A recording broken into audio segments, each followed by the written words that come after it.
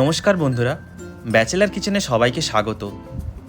বাঙালি কিংবা মোগলাই, চাইনিজ কিংবা ইটালিয়ান সব ধরনের খাবার ট্রাই করেছেন, এবার ট্রাই করুন হরিয়ালি চিকেন।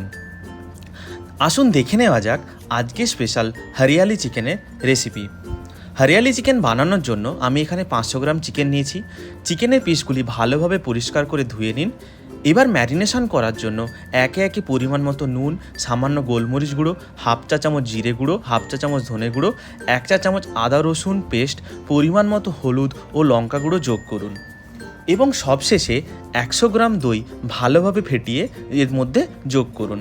মিশ্রণটি ভালোভাবে মাখিয়ে 1 থেকে 2 ঘন্টার জন্য ফ্রিজে রাখুন। এতে কি হয়, মশলাগুলো চিকেনের মধ্যে খুব ভালোভাবে প্রবেশ করবে। এবার কড়াইতে তেল গরম করতে দিন। আমি এখানে রিফাইন তেল ব্যবহার করছি।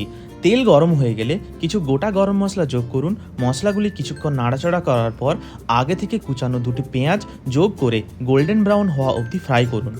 পেঁয়াজগুলো গোল্ডেন ব্রাউন হয়ে গেলে ম্যারিনেটেড চিকেন এর মধ্যে যোগ করুন এবং 5 থেকে 7 মিনিট হাই ফ্লেমে রান্না করুন। এভাবে রান্না করার পর কিছুক্ষণ পর দেখবেন চিকেনের ভেতর থেকে খানিকটা পরিমাণ জল বেরোবে, তাই বাইরে থেকে আর জল যোগ করার প্রয়োজন হয় না। এবার গ্যাসের ফ্লেম ধীরে করে ঢাকা দিন এবং 10 থেকে 15 মিনিট রান্না করুন।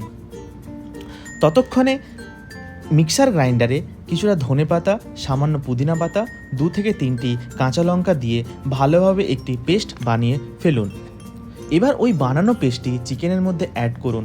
খেয়াল রাখবেন, চিকেন যখন 80%-এর বেশি রান্না হয়ে যাবে তখনই পেস্টটি দেওয়ার। বেশি রান্না করার ফলে এর সবুজ ভাবটা চলে যেতে পারে।